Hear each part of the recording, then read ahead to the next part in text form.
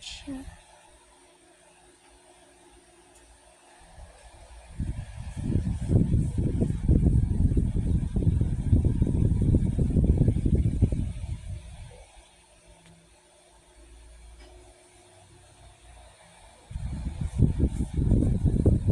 Bye-bye.